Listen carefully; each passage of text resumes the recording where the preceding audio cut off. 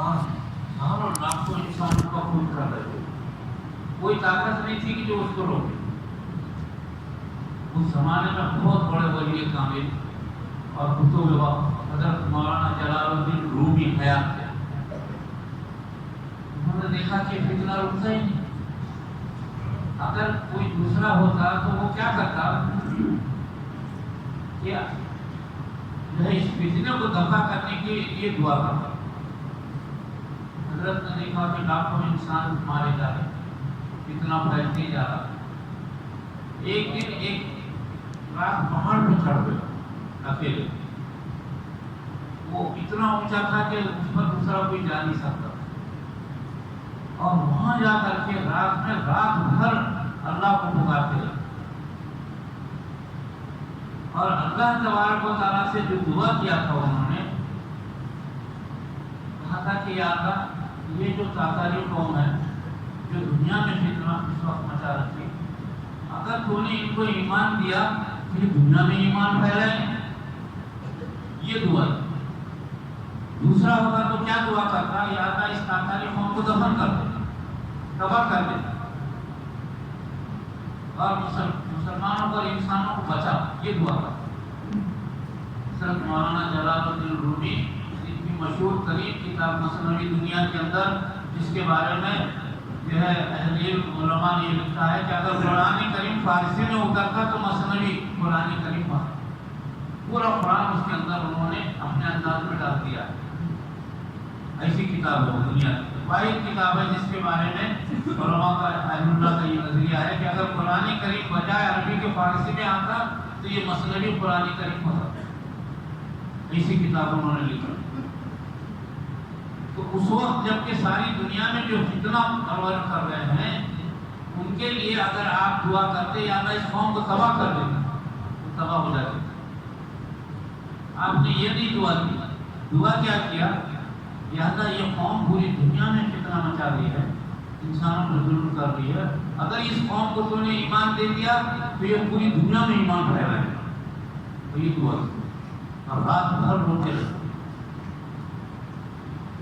تاتاری قوم کے لشکر نے نیچے سے بہت تیر مارا، کوئی تیر وہاں تک نہیں پہنچتا، وہ پلٹ کے واپس آتا۔ تو حضرت یہی دعا کرتے رہے رات بھر۔ آج ہم پہ کوئی ظلم کرا تو ہم کیا کرتے ہیں، اس کی تباہی کی دعا کرتے ہیں۔ یہ سنت انہوں نے مکے کی زندگی کی پکڑا، مکے میں جن لوگوں نے آپ کو تکلیف دیا تھا ان کی ہدایت کی دعا آپ کرتے تھے، یا اللہ اس پہ ہدایت۔ جب یہ دعا کی رات بھر تو جب سورج نکلا تو تمام تاتاری قوم ٹھنڈی ہو گئی، اور چنگیز خان نے حکم دیا کہ سب بند کر دو۔ فوراً کچھ ہی دنوں میں چنگیز خان مر گیا، ہلاکو خان ان کا وارث بنا۔ یہی ہلاکو خان ہے جو اپنی قوم کے ساتھ اور اپنے درباریوں کے ساتھ ایمان آیا۔ دنیا میں واحد قوم ہے جو پوری قوم کی حیثیت سے جو ایمان لے لیا، اور حقیقتاً یہی تاتاری قوم ہے جو دنیا کے اندر انہوں نے ایمان اسلام لے کے چلے۔ بڑے بڑے الحمدللہ علماء اس قوم میں پیدا ہوئے۔ یہ واحد قوم ہے جو قوم من حیث القوم اور میں بادشاہ اور فوج کے پوری ایمان کا اعلان کر دیا، ہلاکو خان ایمان کا، اور دنیا میں انہی سے دین پھیلا۔ مغل سلطنت انہی کی اولاد ہے، بڑی بڑی سلطنتیں انہی کی اولاد میں سے، آل تیمور انہی کی اولاد میں سے، پوری دنیا میں دین پھیلا۔ حضرت مولانا جلال الدین رومی جو عالمی نظریے کے لحاظ سے آپ نے دعا کی، اللہ نے قبول کر دیا۔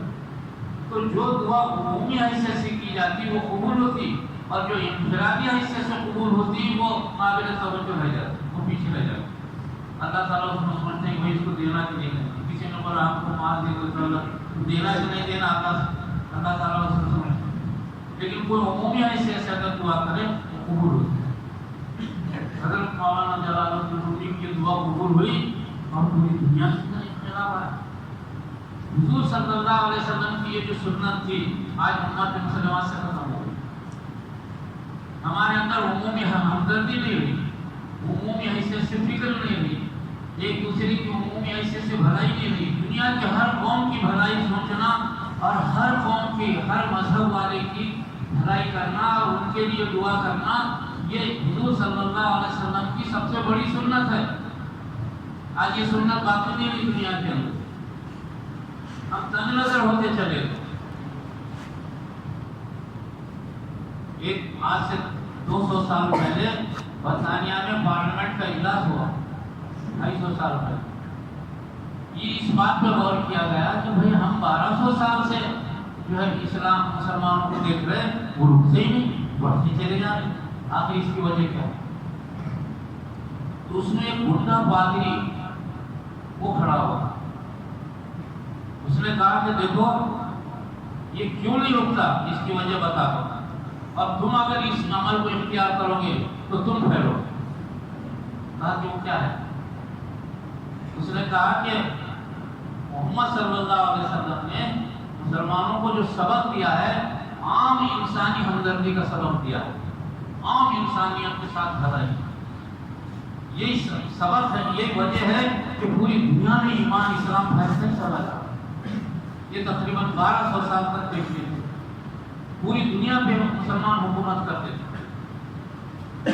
یہ اس نے کہا کہ اس کا سبب صرف یہ ہے, اگر تم نے یہ چیز اختیار کیا تو تم کامیاب ہو جائے. اسی دن سے عیسائیت کا کایا پلٹ ہو گیا, اور اسی دن سے عیسائیت نے پوری دنیا میں ہمدردی شروع کر. پوری دنیا میں انسانیت کو یہ علاج کرتے ہیں, پوری دنیا کے اندر انسانیت کی مدد کرتے ہیں بغیر تفریق مذہب.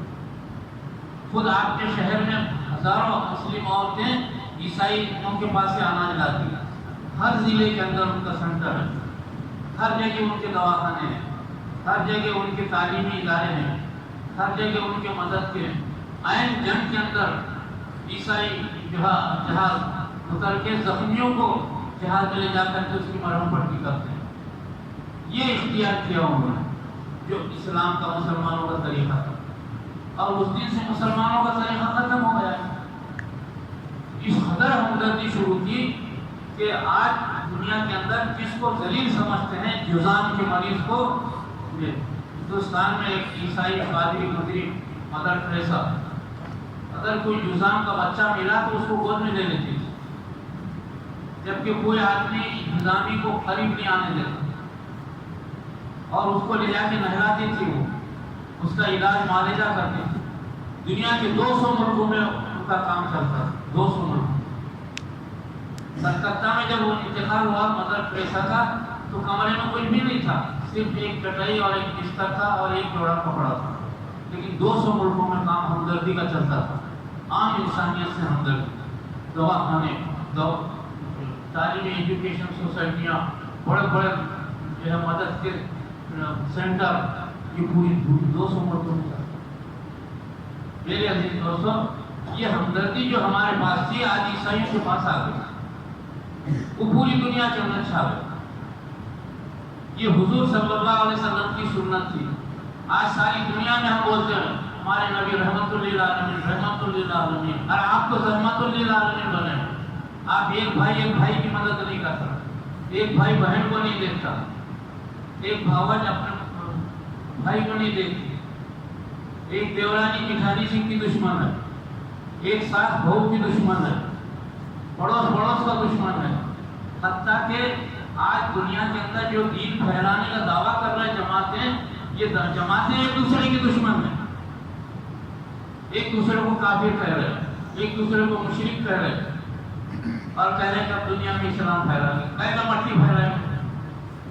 میرے عزیز دوستوں, ایک ہمارا جماعت کا آدمی جماعت اسلامی والے کو اچھی نظر سے نہیں دیکھتا, ایک جماعت اسلامی کا آدمی تبلیغ والے کو سلام نہیں کرتا, ایک بریلوی کسی مسلمان کا سلام نہیں لیتے.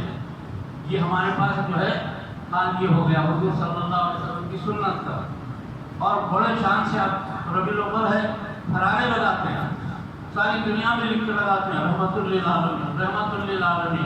ارے بھائی نبی رحمت للعالمین تھے, ان کی سنت ہے کیا آپ کے پاس؟ سارے عالم کی فکر ہے کیا آپ کے پاس؟ آج ہمارے پاس اپنی فکر نہیں رہی, پڑوس کی فکر نہیں, پڑوس کا دشمن. خاندان خاندان کا دشمن، بھائی بھائی کا دشمن، بھائی بہنوں کے دشمن. آج کسی جگہ بھی کوئی ایک جماعت دوسری جماعت کی دشمن، ایک مسجد دوسرے مسجد کی دشمن، مسجد میں تقسیم ہو گئی. جب اسلام کا یہ حال ہو گیا تو آج دنیا کے اندر ہماری ساری تباہی بربادی شروع ہو گئی. حالانکہ نماز سب پڑھ رہے، مسجدیں آباد ہیں، ایسی مسجدیں بن گئی. مسجدوں کے منڈی، مسجدوں کے سنڈاس میں، طہارت خانوں میں سنگ مرمر لگ رہا ہے. لیکن کیا یہ اسلام کی ترقی کی علامت ہے؟ دلوں میں عام بغض بھر گیا، تغلقِ غیبت عام ہو گئی. جو ہمدردی تھی وہ امت مسلمہ سے عمومی ہمدردی نکل گئی. درد دل کے واسطے پیدا کیا انسان کو، علامہ اقبال نے کہا، درد دل کے واسطے پیدا کیا انسان کو، ورنہ طاعت کے لیے کچھ کم نہ تھے کروبیاں تھے فرشتوں کو. یعنی انسان کو جو پیدا کیا ہے تاکہ ایک دوسرے کی ہمدردی کرے، ساری انسانیت کے ساتھ بھلائی کرے، اس لیے انسان کو پیدا کیا. ورنہ عبادت کے لیے فرشتے اللہ کے پاس کروڑوں اربوں خربوں فرشتے عبادت میں لگے ہوئے، جو رکوع میں ہے قیامت تک رکوع میں، جو سجدے میں قیامت تک سجدے میں، جو تسبیح پڑھ رہے قیامت تک سجدے میں. ان کے پاس کم ہے عبادت کرنے والے. ہماری نماز 2 دمڑی کی کس حیثیت کی؟ میرے عزیز دوستو، اصل مقصد انسانیت کا، اسلام کا، حضور صلی اللہ علیہ وسلم کی تشریف آوری کا جو ہے انسانی ہمدردی ہے. عالمی انسان کی فکر کرنا، عالم سارے دنیا کے انسان کی، قیامت تک آنے والے انسانوں کی فکر کرنا، یہ آپ کی زندگی کا اصل مقصد تھا. یہ پھر ہو گیا ہمارا. اس وجہ سے میرے عزیز دوستو دنیا میں ہماری ناکامی چل رہی. 10 لاکھ آدمی خانہ کعبہ میں غلاف پکڑ کے رو رہے، اللہ تعالیٰ نہیں سن رہے. 40 لاکھ مسلمان حج کے موقع پر غلاف پکڑ کر رو رہے، اللہ نہیں سن رہے. کیوں نہیں سن رہا؟ کیا وجہ ہوگی؟ لاکھوں کروڑوں اذانیں ہو رہی، کروڑوں نماز پڑھ رہے، لیکن ہمدردی نہیں تھی. جو اصل مقصد تھا حضور کی تشریف آوری کا وہی ہمارے پاس نہیں رہا. تو اللہ بھی اس کو برداشت نہیں کرتا.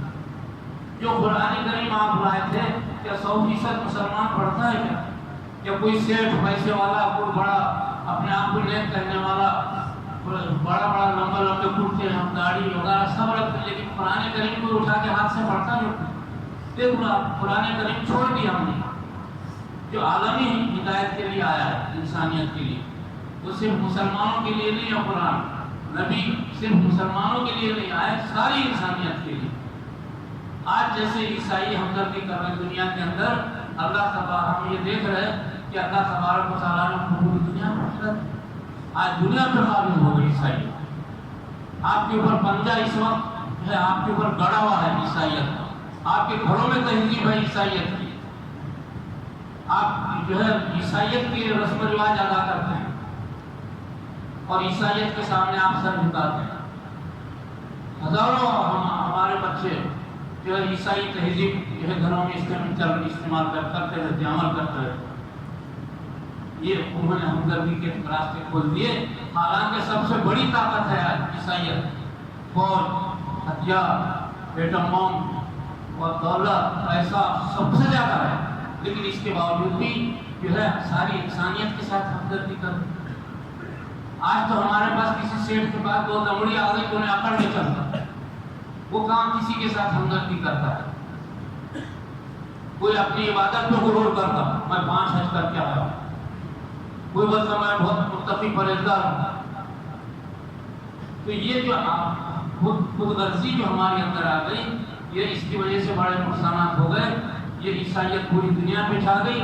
ساری سب دنیا کی سب سے بڑی طاقت ہے ان کے پاس، عیسائیت کے پاس. جو ہتھیار اور جو فوج اور جو خزانہ ان کے پاس ہے، آج تک دنیا میں نہیں کسی کے پاس تھا. ایسے اقدام سے ان کے پاس ہیں، لیکن انسانیت سے ہمدردی کر رہے، انسانیت کے ساتھ جھک رہے. ان کے دین کے پھیلانے والے لوگوں کو دیکھو، جو ہے نظام کے لوگوں کو گود میں لے کے پھر رہے، مریضوں کی کو اٹھا کے لے جا کے دواخانے میں ڈال رہے. آج بھی کوئی عیسائی مبلغ راستے سے گزر رہا اور سڑک پہ کوئی پڑا ہوا ہے، اس کو برابر اٹھا کے لے جاتا دواخانے کو ڈال دیتا. تو مسلمان اٹھاتا کیا؟ کوئی نہیں اٹھا سکتا۔ سرکار دو عالم صلی اللہ علیہ وسلم کی سب سے بڑی سنت تھی یہ۔ اگر سارے خانہ کعبہ میں بھی گھس جائیں گے اللہ نہیں سنیں گے جب تک کہ نبی صلی اللہ علیہ وسلم کی سنتوں کو زندہ نہیں کرو گے۔ اللہ اپنے نبی سے محبت رکھتے ہیں۔ میرے عزیز دوستو، کہ ہم اپنے اندر وسعت پیدا کریں اور ہمدردی کا پیدا کریں، جو اسلام کا اصل جذبہ تھا، اصل ذریعہ تھا اسلام کے لیے، جو سرکار جو تشریف لائے اصل مقصد اسی مقصد سے آئے تھے، ساری انسانیت کی آپ ہدایت کریں گے۔ اگرچہ کہ یہ آپ کا خواب شرمندہ تعبیر نہیں ہوا، لیکن ایک دور آئے گا حضرت امام مہدی کے زمانے میں جب عیسیٰ علیہ السلام کریں گے تو پوری دنیا میں انسانیت اسلام میں ہوگی، ساری انسانیت، سارے انسان ایک دوسرے کے ہمدرد ہوں گے، سارے انسان ایک دوسرے کے لیے مدد کے لیے دوڑیں گے۔ وہ زمانہ ہے۔ آپ نے فرمایا کہ ایک دن ایسا آئے گا ہر کچے پکے گھر میں میرا دین داخل ہو جائے گا۔ وہ زمانہ آنے والا ہے۔ وہ آپ کی توجہ، آپ کی محنت۔ آج بھی خبر اختر میں جو کام کرتے ہیں آپ، سب سے بڑا کام، سب سے پہلا کام یہ کرتے ہیں کہ امت کی فکر کرتے ہیں، ساری امت کے لیے آپ دعائیں کرتے ہیں، اور ساری دنیا میں امت مسلمہ جو درود شریف پڑھتی ہے اس کو قبول کرتے رہتے ہیں، اور جو مدار اقدس پہ کھڑا ہوا اس کی صورت کو دیکھتے ہیں آپ، اور ساری دنیا کے نیک لوگوں کے خوابوں میں آتے ہیں، اور ہر مسلمان مرنے سے پہلے قبر میں حضور صلی اللہ علیہ وسلم کی شکل کو دیکھتا ہے، اور منکر نکیر پوچھتے ہیں من ھذا الرجل، بتاؤ یہ کون سا ہو؟ آپ کی ہر انسانیت، ہر انسان سے آپ کی محبت قیامت تک کے لیے۔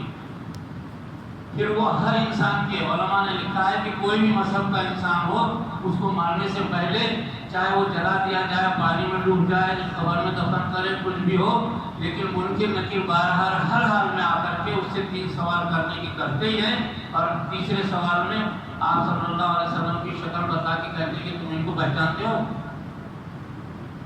میرے عزیز دوستو، وہ اسی مقصد کی خاطر کہ آپ ایک عالمگیر پیغام ہمدردی لے کر کے آئے تھے۔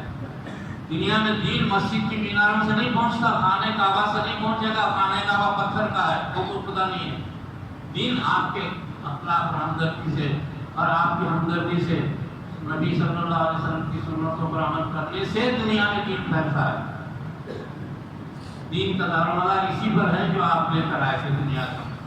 تو وما ارسلناک الا رحمۃ للعالمین، سارے پڑھ رہے ہیں، سارے پوسٹر لگا کے دیکھو آپ، فرارے لگ جائیں گے، جھنڈے لگ جائیں گے، لیکن کسی ایک انسان میں ایک دوسرے کی ہمدردی پیدا نہیں ہوگی۔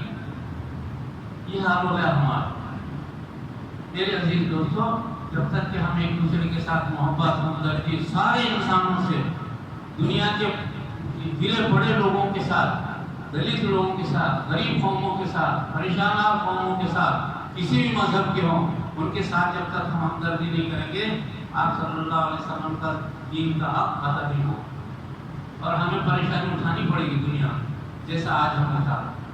حالانکہ عبادت تو بہت ہو رہی ہے، لیکن یہ کیوں پریشانی آ رہی؟ کیوں اللہ تعالیٰ ہم پر متوجہ نہیں؟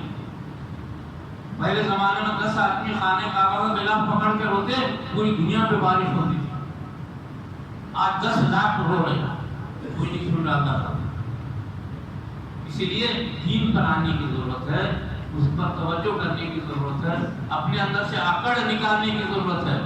اگر کسی کو کہا جائے کہ بھائی مسجد میں نیک عمل کرو، مسجد میں یہ کام مت کرو، تو غرور نہیں، اس کو اطاعت کرنے کی ضرورت ہے، اپنے اندر آکڑ پیدا نہیں کرنا چاہیے۔